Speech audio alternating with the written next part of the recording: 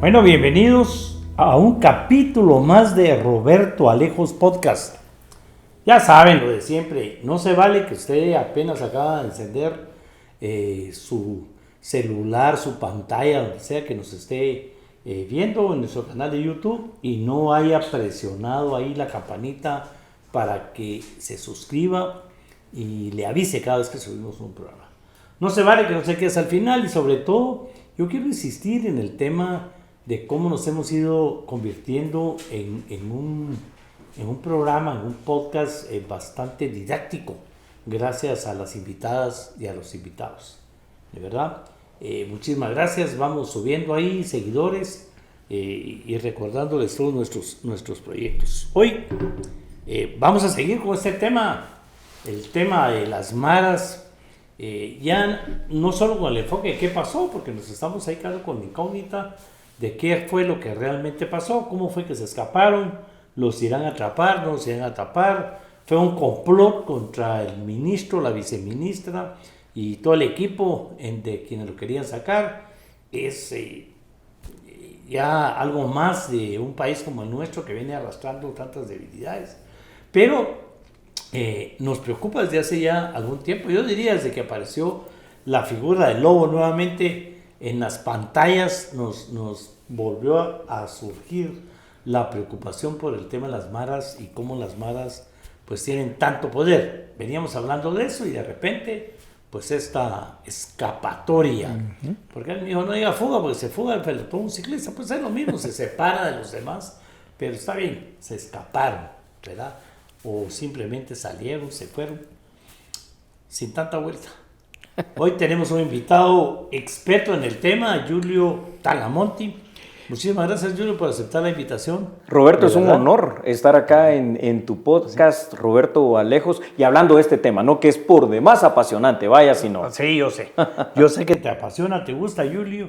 Pues es un experto en el tema maras, para que nos ayude a entender por qué el tema es tan complicado y sobre todo por qué tenerles tanto miedo, cómo son, cómo se comportan. Pero además de ser experto en el tema de las maras y en la parte buena, que es la parte de la inserción y rehabilitación, también fue director del sistema penitenciario, o sea que conoce de qué vamos a hablar de los dos temas, del sistema penitenciario. Correcto. Y del tema que ahorita nos preocupa, porque al final todavía no tenemos una versión, fueron 20, fueron más, fueron de una sola cárcel, fueron de varias, van atrapando 3, en fin. De verdad, Julio, gracias por venir. Gracias, empecemos Roberto. por contarnos un poquito las maras, Claro. porque ahora entra la duda, ¿verdad? Que Claro.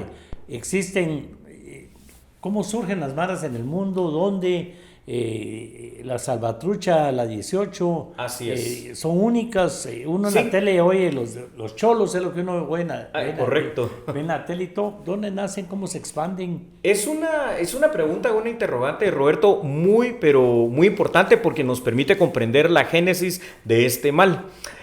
Recordemos que Guatemala, como otros países acá de Centroamérica, El Salvador, por ejemplo, Nicaragua, estuvimos inmersos en un conflicto armado que trajo después de ese conflicto armado y durante el transcurso del mismo un montón de problemas sociales que seguimos cargando hoy. Sobre todo a mediados de la década de los años 80, imagínense a dónde retrocedemos, hubo la mayor cantidad de inmigración de guatemaltecos ilegales a Estados Unidos, pero lo mismo pasó con El Salvador y pasaba de otros lugares. Ahora, ¿qué pasó? Allá en Estados Unidos, desde principios del siglo XX, funcionaban las pandillas, que es un concepto diferente a las maras. Aquí, para tratar de minimizarle, le llaman pandilleros, pero realmente son mareros. Por definición, Roberto, la mara, fuera de ser un grupo de delincuentes que deberían de ser ahora pues ya lo son, ¿no? Terroristas, etcétera, etcétera, según la ley, es la tribu urbana netamente centroamericana. Tribu urbana porque tienen una jerga, el caló propiamente de ellos, porque tienen costumbres, porque tienen vestimenta, porque tienen formas de conducirse y de comportarse. Pero volviendo y cerrando ese paréntesis. La diferencia entre mara y pandilla. Y pandilla. Y la diferencia entre mara y pandilla, porque ambos pueden delinquir, es que la mara como tribu urbana centroamericana, única que existe como tal, es absolutamente sanguinaria, cosa que no pasa, por ejemplo, con las pandillas en Estados Unidos. No que no maten, no que no delincan, pero no que te van a quitar la cabeza, que te van a desmembrar los cuerpos, cosa que pasa aquí. ¿Cómo surgen? Cuando nuestros migrantes llegan a Estados Unidos, empezaron a ser, cuando cometían algún tipo de delito menor, los discriminados de los discriminados, porque en las cárceles estadounidenses los discriminados fueron hasta esa época la gente afroamericana, ¿verdad? Por las pandillas de blancos. Entonces, ¿qué es lo que sucedió? Se organizaron en algún determinado momento. Se estima que es a mediados de la década de los 80s, en la segunda mitad, en que se organizan dentro de las cárceles precisamente como una pandilla, que era el modelo de quienes los estaban oprimiendo. Entonces, nace en primera instancia en los suburbios de Los Ángeles, en una calle con la nomenclatura 13, la MS-13 Salvatrucha. Pero fíjate, Roberto, y amigos que nos escuchan, ¿por qué ese nombre? Bueno, primero Mara, porque a alguien de ellos, tal vez un poquito más culto, se les ocurrió, miren, Mara porque está la marabunta, que es una hormiga, es un insecto del Amazonas, que tomaron las primeras 4 letras, que esas colonias de hormigas por donde pasan, Roberto, no dejan nada. Entonces son pequeñitas, pero son asesinas, terribles. Bueno, entonces tomaron las primeras 4 letras, Mara. Principalmente, no exclusivamente, los que conformaron la primera de las 2 maras que se creó, que es la MS-13, eran de origen salvadoreño. Entonces tomaron también las primeras 4 letras, Mara, salva. En la jerga del caló coloquial de aquella época en El Salvador, trucha es alguien que es pilas, que es vivo, que es inteligente y dinámico. Entonces pusieron Mara Salvatrucha, MS, ¿verdad? ¿Y por qué el guión 13? Porque nacieron en una calle de un suburbio con la nomenclatura 13.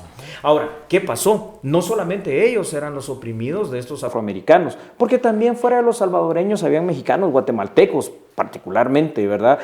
Hondureños.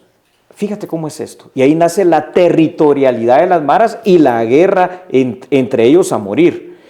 Si se organizaron así para defenderse de los afroamericanos, dijeron los otros migrantes, bueno, ¿y nosotros qué? No queremos pertenecer a esta mara que parece muy de origen salvadoreño. Entonces se organizó a 5 calles, de ahí a 5 bloques, como dirían los americanos, particularmente, no exclusivamente por guatemaltecos, lo que fue el barrio 18. El nombre fue mucho más rápido porque como está organizada la ciudad de Guatemala por barrios, barrio El Gallito, barrio de la Candelaria, barrio este, barrio lo otro, entonces barrio El Moderno, entonces pusieron barrio. ¿Por qué 18? Por 2, 3 cosas fundamentales.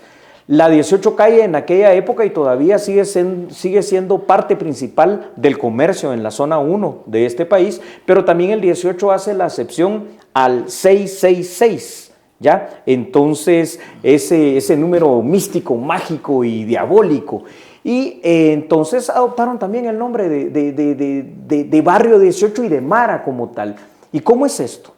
Que para defenderse de los afroamericanos, cuando la Salvatrucha ve que nace la mara particularmente de guatemaltecos 18, se convierten en los particulares enemigos, clásico de las pandillas, hasta ahí pandillas. Con las deportaciones vienen a Guatemala y tenemos lo que tenemos al día de hoy, el descontrol, la perversión, el terrorismo, el asesinato a full, las drogas y todo lo que es el contexto de la mara como tal. Yo no sé si me he explicado bien en el tema de Anestil Gotas, un producto que es fácil de encontrar en las farmacias. Anestil Gotas detiene el dolor de muelas, el dolor de oídos, 2 de los dolores más grandes, más fuertes, a pesar de la sencillez que pareciera que son. Esto es para detenerlo definitivamente o mientras logramos ir al médico si la cosa es grave. Anestil Gotas, fácil de encontrar en sus farmacias. Bueno, las personas que nos siguen en estos programas me gritan en la calle, para hacer el amor con tranquilidad y responsabilidad, ¿verdad, Lick?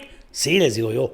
Masculán, un preservativo alemán de mucho prestigio, nuevo en el mercado, fácil de encontrarlo en sus tiendas de conveniencia y en sus farmacias. Bueno, mira qué interesante porque, digamos, yo te decía, que la gente cree que se llama Mara 18 por la zona 18, que es la zona roja de Guate. Sí. Bueno, pero sí se llama por la 18 calle y todo lo demás, y sí tiene orígenes chapines, por decirlo de alguna manera.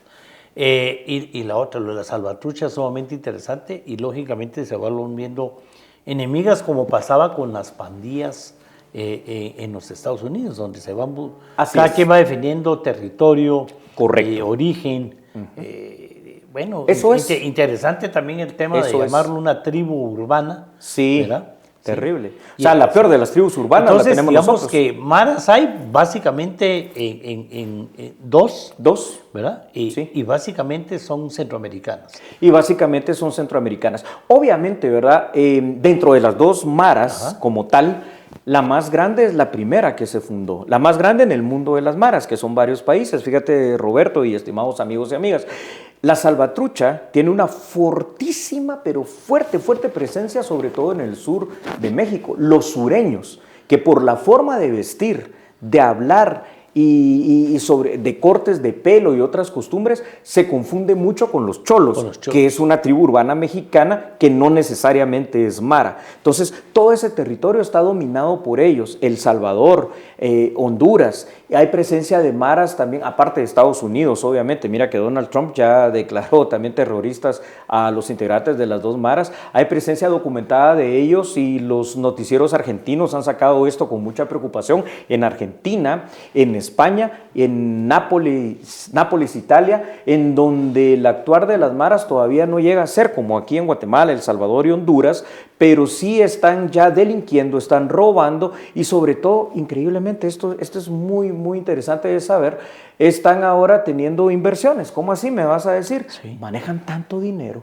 y lo que antes parecía imposible, que era la asociación de la mara con el narcotráfico, hoy es una combinación diabólica, criminal, tremenda, que pues produce mucho dinero. Primero, por el consumo de droga, por la distribución territorial de droga y por la mano de obra barata que brindan y efectiva, eficiente y eficaz para el tema del sicariato. Entonces, para lavar ese dinero, aquí en los países centroamericanos han comprado car wash, han comprado comedores, negocios así, pero ya el dinero termina siendo tanto de eso y de la extorsión que lo están invirtiendo en bienes raíces en estos países que mencioné. O sea que además del negocio de los tuk-tuk, todo el mundo sabe que el Correcto. tuk-tuk pertenecen a las maras. Así es. Que es más por cómo Taxis transportan piratas. su dinero, o ahora tienen taxis piratas. Sí. Nadie se atreve a decirles nada. El lavado de dinero Sí. metidos con el narcomenudeo. Menudeo. Empezaron, como hablábamos fuera de cámaras, Sí. consumiendo. Consumiendo. Y básicamente había un problema territorial y enemigos. Ahora son socios.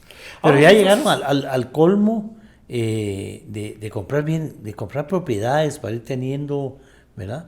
Aquí Correcto. en Guatemala lo que hemos visto es cómo obligan a la gente a abandonar su propiedad en los barrios que ellos dominan, en Villanueva, Zona en 18. Zona 18, Sí.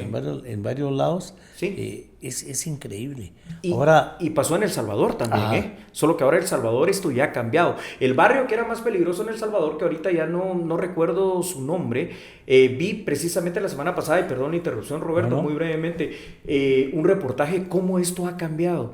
Aplicaron la teoría de las ventanas rotas que aplicó también muy estratégicamente Rudolf Giuliani allá en el Nueva York de finales de los años 80 y principios de los 90, y ahora es un lugar seguro, ahora es un lugar completamente distinto. Pero aquí en Guatemala es las ventanas rotas al revés, aquí les damos más territorio y más poder.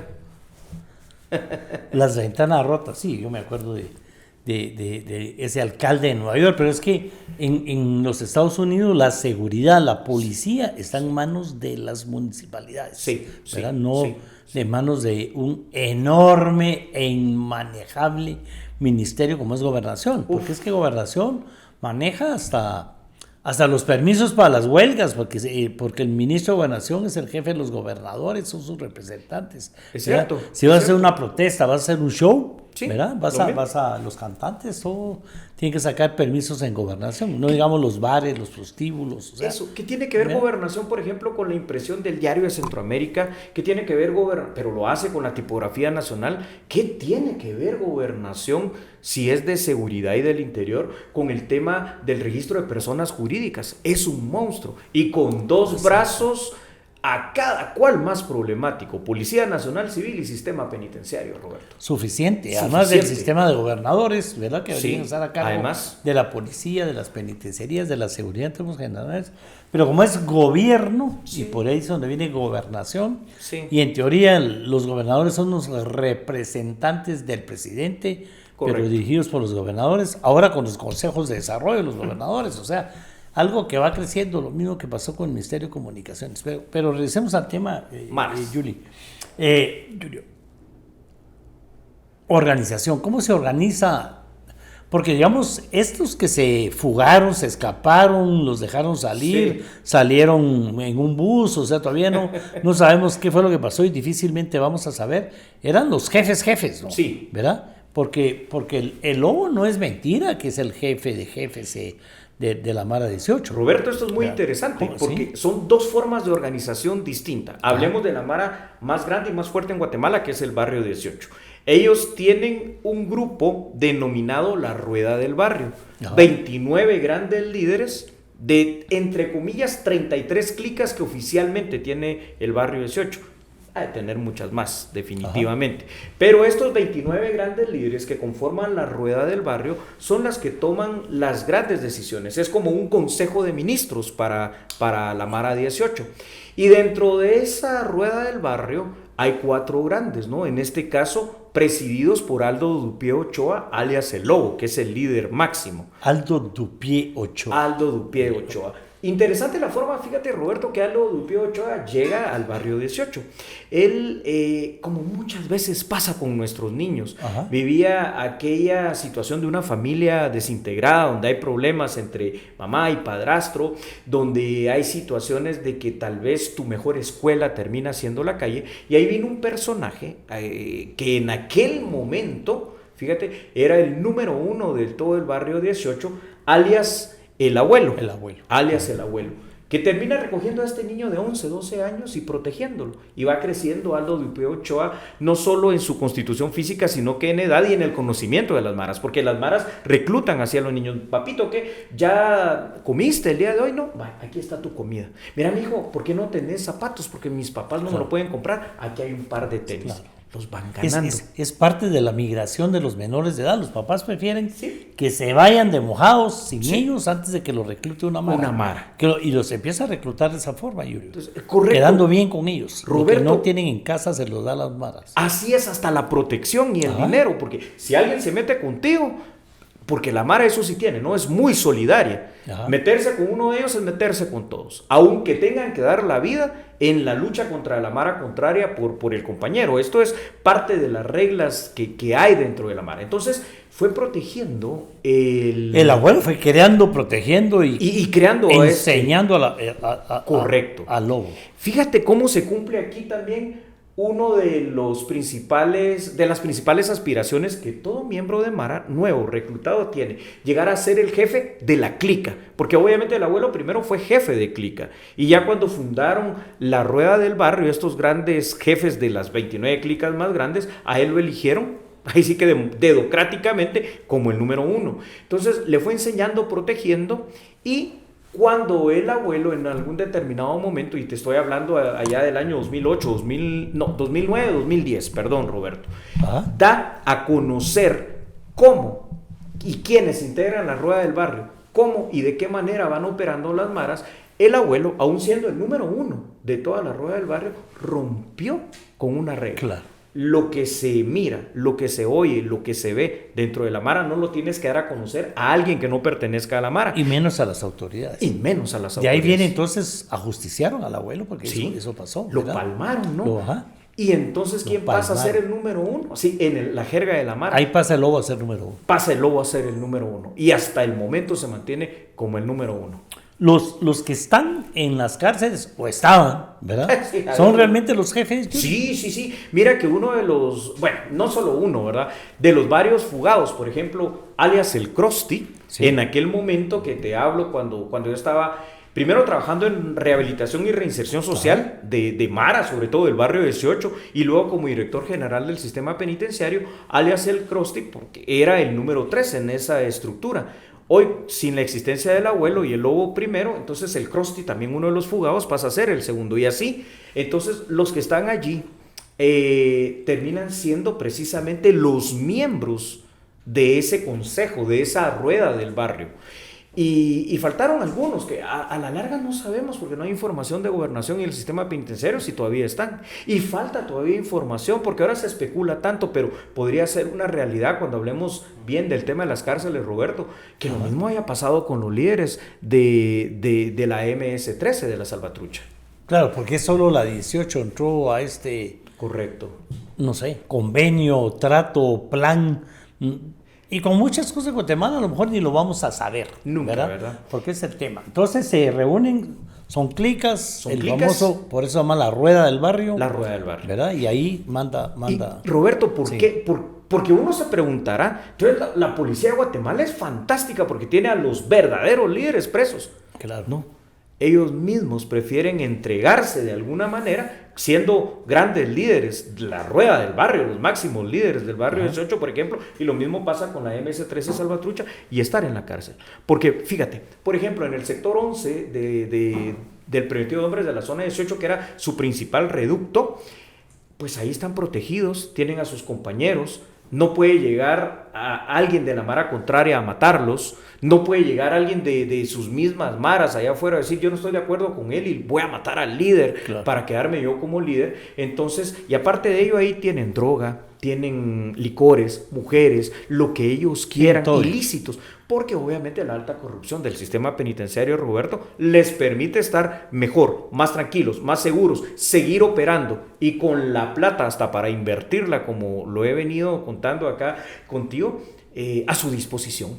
Claro, entonces están más seguros adentro. Absolutamente. Bueno, entonces, ¿por qué se fueron? Vamos a platicar de ese tema, pero me interesa conocer más de las maras, porque, digamos, la Salvatrucha... ¿verdad? Es exacto, o sea, sí. se habla de que además de todo el tema son satánicos, son a diferencia de la 18. ¿verdad? Mira qué interesante lo que acabas de decir. Sí, quienes empezaron con un tema obviamente pionero en las artes oscuras, el satanismo y el sincretismo, entre comillas religioso, llamémosle de alguna manera, fue la MS-13. De hecho, el máximo líder de la MS-13 en Guatemala, Yair Ramírez, alias el diabólico no lo tiene solo por ser sanguinario, sino verdaderamente por ser líder de la MS-13 aquí en Guatemala y practicar ya como una especie de brujo mayor las artes satánicas. Las dos maras al día de hoy, por esa asociación que han tenido con lo que es el narcotráfico, adoran, digámosle así, si se le puede llamar de esa manera, el culto a la Santa Muerte. En eso coinciden ambas. Coinciden ambas en ciertos rituales satánicos, pero particularmente la MS-13. Tú recordarás, Roberto, y los jóvenes que nos miran no sabrán de esto, si usted tiene cierta edad, como nosotros, sí lo recordará. Anteriormente, y estoy hablando del año 2008, las dos maras estaban en el preventivo de hombres de la zona 18, hubo un gran motín donde la MS-13, pero le dio una paliza y una matanza de barrio 18, que dentro de ese motín, cuando todavía las autoridades no lo pudieron controlar, quitaron cabezas y en ollas literalmente estaban metiendo que los brazos, las piernas y todo de los 18, no solo como algo simbólico, sino literalmente para comerlo, porque el canibalismo literalmente es parte también de esto. Los rituales satánicos llegan a extremos que, digamos, como director del sistema penitenciario, pero sobre todo como jefe de seguridad nacional, ¿verdad? Que me tocó ser también, pude ver algunas situaciones donde, como pruebas de fidelidad, le dicen, ves a esa mamá que vaya con su bebé, tal vez como de unos 6 meses, 10 meses, qué sé yo, sí, bueno, vas, le quitas el bebé y matas el bebé, y lo sacrifican literalmente, lo hacen pedacitos, porque me ha tocado ver esas escenas del crimen, y se lo comen, cosa que pasó también, tú te recuerdas, Roberto, y estimados amigos que nos ven acá en el podcast, allá en una cárcel de menores que queda en San José Pinula, el Sejuplip creo que le llaman ahora a esa cárcel, donde tomaron a un maestro muy querido por ellos, por el barrio 18, el maestro de apellido Winter, y no solo lo decapitaron, sino que le abrieron un hoyo acá, extrajeron su corazón y se lo comieron. Me acuerdo. Es que es parte del satanismo. ¿Pero por qué sincretismo? Porque fíjate cómo está la cuestión religiosa. Aparte de que sacrifican humanos, a veces lo comen, beben su sangre, porque eso es cierto y pasa lamentablemente. También lo hacen con animales como gatos y como perros. Y aparte de adorar al culto a la Santa Muerte, la MS-13, por ejemplo, tiene un gran culto a la Virgen de Guadalupe por esa asociación con los pandilleros sureños que son ahora parte de la MS-13 de México. Y el barrio 18, netamente guatemalteco, tiene una adoración muy fuerte a la Virgen del Rosario. Así es. Imagínate. Impresionante esa oración. Sanguinarios a muerte. A muerte. Que es diferencia con las pandillas.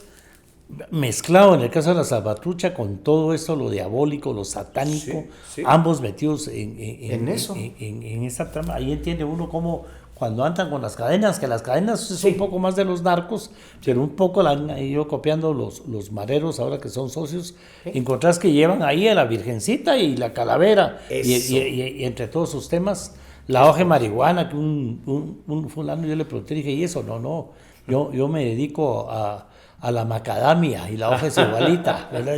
Y entonces... la mota, como le decían antes. Una cosa importante aquí. Tanta es esa cuestión que los grandes líderes están todos tatuados, ¿no? Porque esa era la cuestión de antes, y cuando ya eres gran líder de clica y te vas a la cárcel, te vas a tatuar y te vas a tapizar de tatuajes. Si estás en la calle ahora no se reconocen porque pueden andar hasta de traje y corbata, están en la escuela o universidad. Pero uno de los tatuajes muy simbólicos, hablando de lo que tú mencionabas, era el bendito, unas manos en posición de rezar con un rosario, donde abajo dice, perdóname madre por mi vida loca. Es la forma que ellos tienen de pedir perdón, literalmente en primer lugar a la mamá biológica, y literalmente a la sociedad. Creen que con eso quedan exculpados de toda esta situación, y a la Virgen que adoran, ¿no? Cada uno de ellos. No se van a ir al infierno porque ya pidieron perdón. Eso es una cosa impresionante cómo están organizadas, pero a mí me impresiona más que realmente sea una tribu urbana de esa región. Salvatrucha, para variar, la más grande, aunque en Guatemala la más grande es la 18. Sí. Y esa relación con los cholos, sobre todo la Salvatrucha en el sur de México, ¿verdad? Bueno. Y también esto que ya lo habíamos oído de varios lugares, pero ratificar, ellos se sienten más cómodos, como pasó una época con los narcos, ¿verdad? Sobre todo en Colombia, después de la muerte de Pablo Escobar, ellos mismos se fueron a entregar porque estaban más seguros ahí que buscando la venganza de la familia de Pablo Escobar por haberlo entregado a Pablo Escobar. Y entonces se estaban yendo la universidad porque les daban 4 años, 5 años de prisión. Y eso es lo que decían, me voy a una beca. A una beca. Sí, porque allá afuera los pepes los mataban, claro, ¿no? Por supuesto, esta gente que se había organizado ya en contra de Pablo Escobar. Bueno, pues acá en Guatemala y en todo el país lamentablemente pasa lo mismo. Rápidamente una anécdota. ¿Tú te recuerdas, Roberto, Chimaltenango, cómo era tal vez hace unos 20 años atrás? Era un poblado muy lindo, muy tranquilo y muy bonito. Pero la mara es como un cáncer, infecta todo lugar a donde llega. En Chimaltenango no había mareros, pero se abrió una cárcel, la cárcel de Chimaltenango, como un centro preventivo. Y como son tantos, ¿no?, los que ya están privados de libertad, que resultó que en el sector 11 del preventivo de hombres de la zona 18 ya no cabían. Entonces se mandó, aparte de los miembros, cuando se inauguró la cárcel de Chimaltenango, allá en la década de finales de los 90, principios de los 2000, se mandó a esa cárcel. Y entonces resulta que ahora todo Chimaltenango está infestado de maras, pero de allí para el occidente también. Claro. Pero es que operan entonces, ¿verdad?, desde la prisión. Ahí tienen todas las comodidades, todo lo que ya mencionaste, eso, ¿verdad? Sí. Inevitable. Inevitable porque el sistema penitenciario del sistema tiene solo el nombre y no controla nada. Hablemos del sistema penitenciario. ¿Realmente cuántas cárceles o centros preventivos hay en el país, Julio? Fíjate, Roberto, estando tu servidor como director general del sistema penitenciario en el 2009, trabajando en rehabilitación y reinserción social para la Unión Europea desde el 2006 al 2008, habían 21 cárceles. Al día de hoy, con Fraijanes 2, hay 22. Entonces, no tenemos realmente infraestructura penitenciaria, primero ni adecuada, pero tampoco nueva, porque en Fraijanes 2 se hizo mucha pompa de que iba a ser una cárcel de máxima seguridad, y el barrio 18 se dedicó a destruirla y comprobó que aquí máxima seguridad no hay. ¿Por qué? Y aquí quiero contar esto, no solo que hayan 22 centros carcelarios que le pertenecen al sistema penitenciario, hay un director del sistema de la cárcel, por ejemplo, Fraijanes 2, propio de la cárcel, y hay un subdirector. Una semana está de turno uno, la otra semana está de turno el otro. Y hay, por ejemplo, en la cárcel más grande, que es el Permitido de Hombres de la zona 18, tienes a disposición durante una semana 100 guardias. Y allá adentro hay una población penitenciaria de 6,000 personas. Con 100 guardias, ¿cómo los vas a controlar? Entonces, ¿qué es lo que pasa en la realidad? En esta parte donde estamos, que es donde llegan las autoridades penitenciarias, hasta ahí está lo administrativo. Entonces, después de esta puerta donde están los sectores, ahí ya mandan los comités, ellos mismos, los comités de orden y disciplina, los voceros, como le quieras llamar, claro. Pero digamos los gángsters que están dirigiendo cada uno de los sectores, y ahí ya operan ellos, ahí ya no hay control, porque si tú metes a esos 100 guardias, los matan, se los comen, los toman de rehenes. Y entonces el vocero es el enlace con el guardia. Sí. ¿Sigue siendo el vocero el preso más antiguo? En este caso no. No, en este caso no. Se rompe eso porque es el que tiene más poder. El que tiene más poder. El que tiene más poder. Esto funciona casi como una sociedad, como un tema político. El que llega a tener más poder porque es malo y perverso, y poder económico. Porque en la cárcel todo tiene un precio. Y un precio. Así es. Y ese fue el problema con Lima. Y ese fue el problema. El capitán Byron Lima llega, empieza a tener el control. Igual otra vez parecemos viejitos recordando, pero Byron Lima al principio, perseguido por las maras, paran matando al otro capitán, a Villanueva. Villanueva, le quitan la cabeza, juegan fútbol con la cabeza. Ese fue otro motivo de Villanueva, en la zona 18 que también. Era un tema de poder, de control interno. Territorial. Porque las maras, si algo tienen, Roberto, con lo que tú dices, es la territorialidad. Eso sí no se lo puedes tocar. Por eso si alguien, o sea, a ver, como un tema de Romeo y Julieta ya ha pasado verdaderamente. Ajá. Si una chica, por ejemplo, del barrio 18 se enamora de un pandillero, y máxime si es líder, solo con que sea pandillero, de la Mara Salvatrucha, los dos están condenados a muerte. Están muertos. Están condenados. Si te sales del barrio, si te sales de la Salvatrucha, solo hay una forma ahora válida de poder hacerlo, y siempre vas a ser condenado y vas a ser considerado traidor, y la espada de Damocles sobre tu cabeza, cualquiera te puede matar, es que te vuelvas pastor evangélico y que de verdad prediques la palabra de Dios, pero solamente eso, o sea, pastor evangélico concretamente, porque muchos de los condicionado, de los que eventualmente verdaderamente han cambiado, y yo sí conozco a muchos de ellos, se han vuelto pastores evangélicos. Junior, y entonces también por eso vemos que Pavón, por ejemplo, que era entre comillas una granja de rehabilitación, por eso se llama granja penal de Pavón, toda esa tierra que debería ser cultivada ahora está llena de champas, ¿verdad? Eso es aparte porque no caben ya en las prisiones. Estamos viendo que tenemos la misma cantidad de cárceles desde 15 años atrás. 15 años para acá, ¿verdad? Es porque los que están en un proceso de reinserción a la sociedad van camino, pero siguen cumpliendo condena, tienen que ir a vivir fuera. Ya no caben. ¿Por qué? Porque la capacidad real, digamos, para supuestamente controlar nuestras cárceles es de máximo entre 6,500 y 7,000 privados de libertad. ¿Cuántos hay al día de hoy? 26,000 y pico. Ajá. Entonces, ¿cómo se va a poder controlar si lo que hay es un hacinamiento de más del 400% en cada uno de los sectores? Por eso es que todo ahí cuesta dinero. Bueno, llega un nuevo, ¿cómo es que funciona este sistema? Ajá. Llega un privado de libertad nuevo, y entonces toda esa información ya lo tienen los líderes, los voceros de cada uno de los sectores. ¿Quién es? Es un delincuente de baja cuantía, un charamilerito que cayó por ahí, bueno, a donde caiga y paliza segura. Pero ¿qué es? Aquel es ingeniero, aquel es abogado, aquel es empresario. Perfecto, yo te doy 10,000 quetzales para que se venga a mi sector. No, son cuentos, yo pongo 15,000. No, ¿saben qué, muchacha? Que se venga al sector mío, aquí hay 30,000 quetzales. Para que se venga al sector. Ajá, entonces te reciben y toda la cuestión, porque así es como funciona.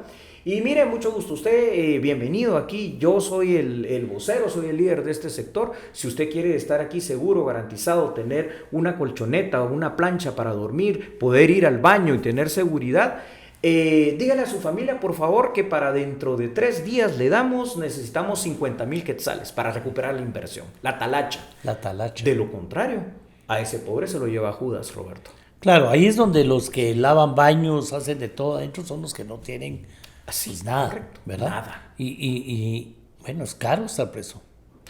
Es terrible. Ahora, mencionabas al capitán Byron Lima. Sí. Él logró paralelamente, que tampoco es que sea bueno, ¿no? Porque Ajá. se supone que el control lo tiene que tener el sistema penitenciario, pero paralelamente Byron Lima controlaba, mandaba y ponía más orden que el propio sistema penitenciario. Y eso hay que reconocérselo. Al final le costó la vida. Sí, al final ¿verdad? le costó la vida. Se tardaron en matarlo. Sí. O sea, realmente tenía mucho control, ¿verdad? Ajá. Es correcto. Sí. Ahí estábamos viendo ahí el titular de, en aquel entonces, sí. Contrapoder. Contrapoder. ¿Quién mató a Lima? Un saludo a los de Contrapoder, ahora con criterio. Te digo ¿verdad? una cosa. Sí, por favor. Gracias. Ahí Ahí está. El titular, ¿verdad? Y mira que se le reconoce al capitán que de verdad tenía más control que cualquier director general del sistema penitenciario, ¿eh? El taquero mató a Lima. El taquero Ajá. oficialmente mató a Lima. Ah, claro. Ahora, nunca vas a conocer la historia real. estos crímenes son todos crímenes de Estado, fíjate, Roberto. ¿Te acuerdas el caso de los diputados del Parlacén? El reo más poderoso de Pavón. A A mí el tema de Parlacén te iba a hablar ahorita para pasar a platicar de qué pasó ahora. Sí. Y quería poner el ejemplo de Parlacén, porque no es primera vez, Sí, ¿verdad? sí, o sea, los diputados del Parlacén, estamos hablando sí. diputados del Diputados del Parlamento Parlacén. Centroamericano. Sí, sí. ¿Verdad? Alguien aquí adentro, tenemos sospechas de quiénes y Sí, tampoco lo vamos a totalmente. decir, dice, trafican. Sí, y traen ¿verdad? droga. Traen Tumbe. droga del Salvador para acá. Sí. Y entonces, y esa es la historia que conocimos gracias a Castresana, que fue el de Así aquel es. entonces, la relación que teníamos por el Congreso. No me lo estoy inventando, dice, sabemos que ingresaron tanto en droga, Sí. si no la han vendido, quiero que me traigan la droga. Correcto. Si ya la vendieron, que me traigan el dinero producto de la venta. Así es. No sé, no había orden de matarlos, era un tema de asustarlos, sí. ¿verdad? Ya los cuates que lo mataron, se les fue la mano, Se les fue la mano. los mataron y deciden quemarlos. Sí. Bueno, o sea, entonces, terrible, ¿eh? Terrible. Entonces, peor que cualquier película de terror. ¿Qué pasó? ¿Dónde los metieron presos? ¿Te recuerdas? A eso voy. Digamos Sí. Porque era eran policías. La CICIG de aquel entonces Sí. descubre que eran policías. Eran policías, ¿verdad? O hay sea, que la decir. orden venía del mismo poder del que estamos hablando. Da miedo la matarlos policía. o recuperar realmente la droga, ¿verdad? Era recuperar la droga o traer el Eso, dinero, perdón. eso. Se les va la mano, los matan, Los deciden quemarlos para Desaparecer ocultar evidencia. la evidencia. Los filman comprando gasolina en tambos a Sí. los policías, Terrible. los mismos que habían estado firmados en una cafetería Sí, antes. sí. Lo cierto es que los capturan. Exactamente. Se los llevan al Boquerón, Eso. ¿verdad? ¿Y qué pasó allí, Roberto? En ese mismo, horas después, Sí. entra un comando y los mata. Crímenes de ejecución extrajudicial. Claro. ¿Para qué? Entonces, autores materiales ahí. Ya no los puedo castigar porque ya los maté. ¿Cómo está? Muy probablemente y seguramente, porque si entra un comando de la PNC, ¿quién más va a ser? Y el autor o los autores intelectuales, bien, gracias. Hasta hoy. Hasta hoy. Así es. Y lo mismo pasa y sigue pasando al día de hoy. O sea, no es primera vez, porque tenemos el caso Pavo Real, que también fue un caso de El la caso CICIG, Pavo Real, caso Lima, ¿verdad? caso Gerardi. El caso Lima. ajá. Casos emblemáticos en Guatemala, como caso Rosenberg, un montón. Y no se sabe, y nunca se va Claro, a saber. pero digamos, dentro del sistema Dentro del sistema. penitenciario, Sí. digamos, Sí. el caso este de los del Parlacén. Del Parlacén. Entra el comando, los Sí. mata a todos, y ahí se quedó el caso, Y ya ahí no se hay quedó el testigos, ya no se va a saber quién Sí. los contrató. Y estamos hablando que ahí va el hijo de un alto dirigente De Arena. de Arena, De Arena, como de partido los político. anticomunistas Sí. de aquella época, superpoderoso también. Sí, bueno, Dahuizón. sí, del mayor Dahuizón, incuestionable, acusado de haber dirigido la muerte de Monseñor Romero. Monseñor Romero Sí, en El Sí, Salvador. realmente, cuando uno ve una película de esas, Guatemala no está lejos. Por el caso Lima, desde Villanueva, como Sí, en esa mira. lucha por el poder, le quitan la cabeza, juegan fútbol, lo transmiten, mandan el video. Mandan el video ¿verdad? y se difunde. ¿verdad? Bueno, entonces esto es común. Ya es pan de todos los días, Sí. es de qué esperar, es un tema. ¿A qué se debe? ¿Qué pasó ¿Qué pasó según tu persona, Julio, esta vez? Bueno, la realidad supera la ficción y Ajá. lo estamos viendo con estos casos que estamos poniendo ejemplo. Y aquí también la realidad supera la ficción. Nos veíamos impresionados cómo el Chapo Guzmán logró escapar 3-4 veces de prisiones de máxima seguridad en México. Pero no por la prisión, que tal vez probablemente pudo haber sido buena, por la corrupción. Lo mismo pasó acá. Tú decías algo muy interesante, se fugaron, se fueron, ¿qué? Técnicamente, o sea, sabemos que coloquialmente se fugaron. Técnicamente, en la jerga jurídica, lo que hicieron fue evadirse. Es decir, que para el caso Sí. es lo mismo, ¿no? Se fueron, solo que con colusión y con corrupción. ¿A qué me refiero? Con la ayuda, esto es innegable, de las autoridades penitenciarias. Y por lo menos aquí estamos hablando de la guardia penitenciaria de ese centro, eso es innegable, director, subdirector de ese centro, y hay que ir más arriba, porque yo no puedo creer que el director general del sistema penitenciario no haya tenido conocimiento de esto. ¿Por qué? Porque en Guatemala hay todo un sistema de inteligencia. Ya, según la ley marco del Sistema Nacional de Seguridad, está integrada la DIGISI con inteligencia militar, con inteligencia penitenciaria, con inteligencia de Estado. Entonces, aquí falló. ¿Cómo puedes salir de una cárcel, Roberto? Por la puerta grande. Pues sí. ¿A través de qué? Dicen que uniformados de policías. Puede ser, pero el Chenco, ¿cómo salió? El Black Demon. ¿verdad? El Black Demon, sí. ¿Cómo salió? Bueno, o pudo haber sido en una UTR, en una unidad de transporte de reos, tranquilamente. O, Roberto, pudo haber sido.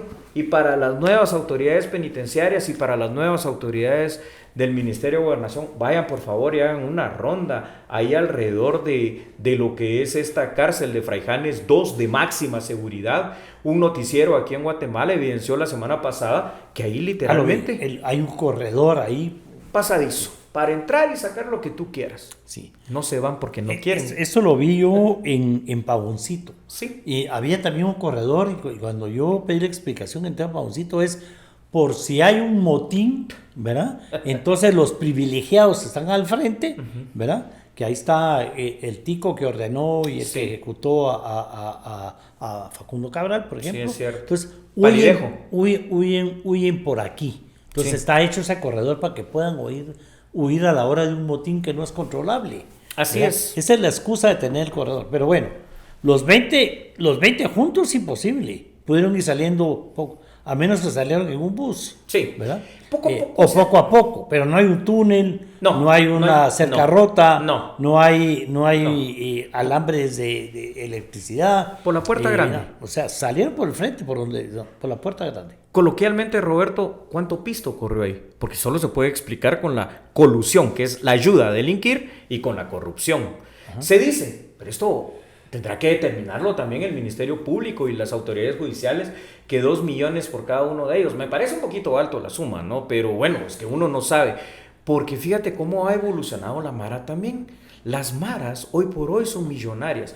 Cuando estaba como director de Seguridad Nacional, más o menos por un periodo de 8 o 10 meses se le dio seguimiento a una clica de más o menos entre 12 a 20 integrantes durante esos 10 meses, allá en el año 2010, 2011. ¿Y sabes cuánto generaron de dinero por extorsiones, venta de drogas en aquella época? Desde adentro. Desde adentro, 4 millones de quetzales. O sea, Ajá. ellos son millonarios, literalmente son millonarios. Tienen todo el poder económico para poder mandar dentro de la cárcel. Ahora, Julio, digamos, primero el ministro de Gobernación se da cuenta que no tenía equipo, mucho No, menos amigos. no, menos. Saca al director del sistema penitenciario, saca a varios viceministros y un viceministro denuncia o demanda a otra viceministra. O sea, ¿qué equipo era ese? Pues ahí mismo tenía, es decir, yo le meto la denuncia porque ella era la que hacía lo que yo tenía que haber hecho. Y hasta ahora que se dio la fuga le meto la denuncia. O sea, hay un millón de historias atrás. Julio. Visto desde el punto de vista, digamos, del ministro de Gobernación, Ajá.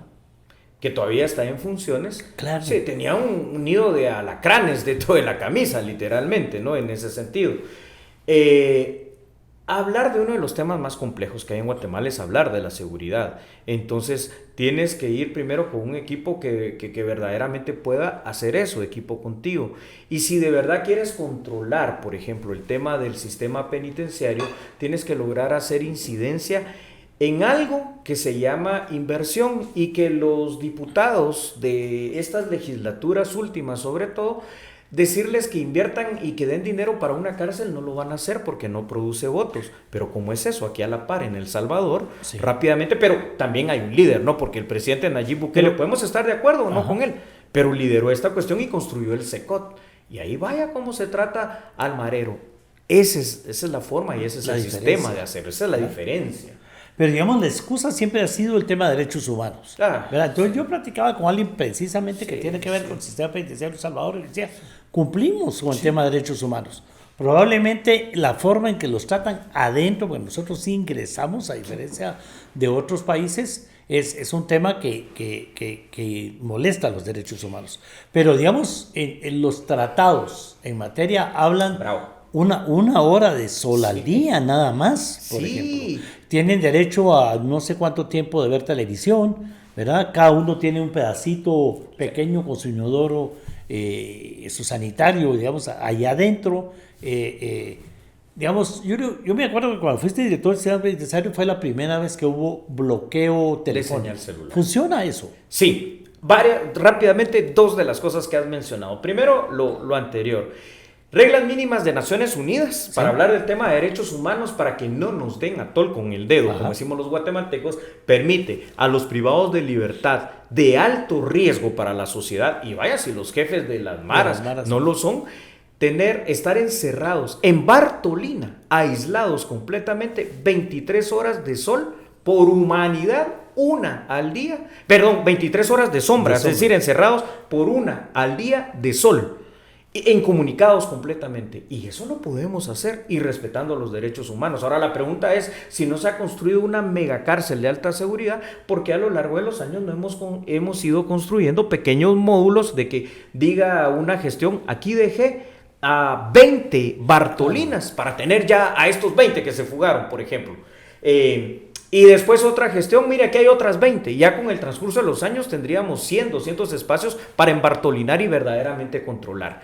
El bloqueo de señal celular, efectivamente... O sea, Naciones Unidas permite eso, meter en Bartolina, sí. 23 horas de sombra, 1 de sol, totalmente comunicados. Sí, pero ¿qué pasa aquí? Está, digamos, un sector que es como tener una gran galera, ya solo que de cemento, en donde te caben ahora 400 gentes, 500 gentes, y lo primero que encuentras ahí, primero que no hay presencia penitenciaria, por eso se entiende como el alcaide, que es el que tiene que hacer la tabla, que es el conteo 3 veces diarias, no lo va a hacer, solo, ¿cuántos hay, mucha? Sí están los 20 líderes, sí están. ¿Por qué? Porque si entras lo van a matar, lo van a tomar de rehén o se lo van a comer. Entonces lo que encuentras dentro del sector es un montón de enchufes, conexiones, cables, internet, wifi, teléfonos, que esta es otra cosa. Fíjate, Roberto, yo no entiendo por qué la ley del régimen penitenciario sí permite esa comunicación, hay que modificar la ley, y entonces por esta cuestión de la permisibilidad legal de que puedan tener comunicación supuestamente con el exterior, familiares entendería y abogados, pero no, aquí hay por lo menos de 3 a 4 teléfonos públicos en cada sector, que ese es otro negocio corrupto, porque venden las tarjetas porque es a través de tarjetas que esto funciona, a precios altísimos, para poder tener entonces un call center de extorsión con los mismos teléfonos que están instalados ahí por el Estado. Que esos son menos intervenibles, los teléfonos que son de tierra, llamamos ahora los no satelitales. Así ¿verdad? Es. Ahora, difícil intervención. ¿Qué tanto funcionó el bloqueo que preguntabas? Claro. Fíjate, que en paz descanse, la exministra Adela de Torreviarte había comprado, no sé en qué año, 2006, 2007, por 25 millones de quetzales, equipo de bloqueo de señal celular. Llego al sistema penitenciario, el ministro que me nombró, que era el señor Salvador Gándara, me ordena, mira, en 15 días quiero el bloqueo de señal celular funcionando. Lo primero que me encuentro es cuánto tenemos para infraestructura, 0 quetzales. Híjole, ¿cómo hacemos para conectar estas vainas, verdad? Estas antenas.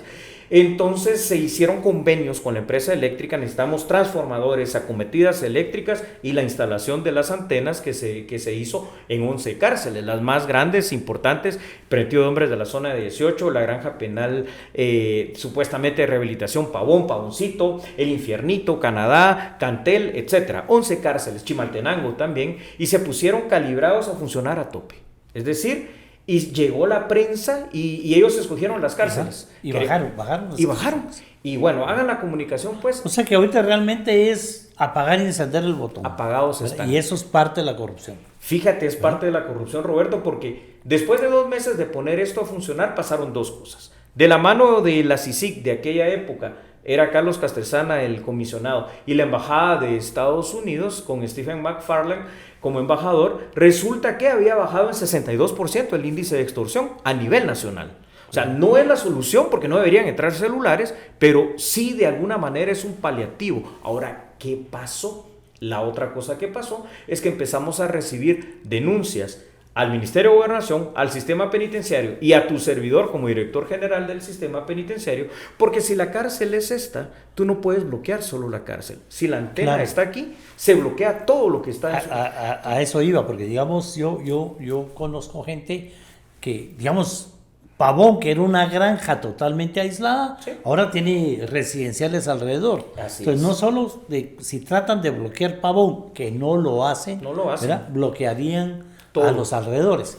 Yo lo que he conocido, y por supuesto no voy a decir el nombre, muchacho, pero ¿verdad? Digamos les llegan a pedir la clave de su internet bajo amenaza de muerte, ¿verdad? Mi internet llega hasta allá, y si usted nos pone una repetidora aquí en este postecito, ¿verdad? La señal va a llegar hasta la cárcel, que no tiene nada que ver, ¿verdad? Con el internet, funciona perfectamente. Así funciona. Ajá. Y bueno, y a veces es más increíble, ¿no? Porque en el preventivo de hombres de la zona 18, inclusive está un privado de libertad conocido como el oso, que es el cablero. O sea, él te instala el cable directamente en el sector y en el lugar que tú quieras. Eso sí está claro, ¿verdad? Las cárceles, o estás en esa galera de cemento, o tienes tu propiedad, que se la compraste a alguien que ya iba para afuera, o alguien que ha ido comprando propiedades y las alquila. Bienes raíces, ¿no? En su máxima expresión. Sí, es un tema de bienes raíces. Yo conocí también a alguien privado de libertad que su negocio era alquiler de televisores por hora. El día del juego de la selección hacía el chorro de plata y recibía televisores viejas, se volvió un experto en componer los televisores. Así es. Terminó su condena y yo le pregunto a la esposa y le digo, bueno, ¿y su marido por qué no ha salido? Es que no ha podido vender el negocio, ¿verdad? Y quiere vender la casa porque la compró, porque su condena era larga. O sea, realmente es un sistema que apesta. Es un sistema que no sirve, que apesta y que está terrible. Inclusive, aquí quiero mencionar algo con lo que tú decías. Donde está la mayor cantidad de privados de libertad, tal vez más de 10,000, es aquí en Fraijanes, porque ahí hay 5 cárceles. Sí. Finca Las Camelias se llama eso, fíjate. Ajá. Ahí está el COF, Centro de Orientación Femenino, Fraijanes 1, Fraijanes 2, Pavón y Pavoncito. Hay un pequeñito problema con la Finca Las Camelias. Un presidente de nosotros, en este caso, el licenciado Alfonso Portillo, pues le hicieron firmar, me imagino que él no se percató, obviamente el presidente tendrá tantas cosas que ver, una donación para una asociación campesina de Fraijanes, y es la Finca Las Camelias, o sea que eso ni siquiera le pertenece al Estado. A través de amparos es que se ha mantenido en el control de gobernación. Con eso te digo todo. Así es el descontrol. Sin comentarios. Sin comentarios. Adicionalmente, ahora nombran un juez para que sea el ministro de Gobernación y no le dan no han entrado ni a conocer su permiso los de la Corte Suprema para ver si le dan permiso. Para mí, inclusive, debería haber renunciado, y lo hablamos también fuera de cámara, ¿verdad? Sí, fíjate. Porque el permiso para mí no vale y puede tener un problemita, señor ministro. Él tiene que renunciar como juez porque de acuerdo a las leyes es incompatible. Roberto, y si está con permiso, sigue siendo juez. Sí. Obviamente nuestro código laboral permite las licencias tanto con goce como sin goce de salario. Técnicamente aquí sería una licencia sin goce de salario, pero, y no me crean a mí, ¿verdad? Pero sí, por favor, vayan y consulten su Constitución en el artículo 127 de la Constitución. Artículo 127. Dice lo siguiente: un juez o magistrado no puede ejercer por ningún motivo otro empleo. Y ahí entra lo público y lo privado. Sí.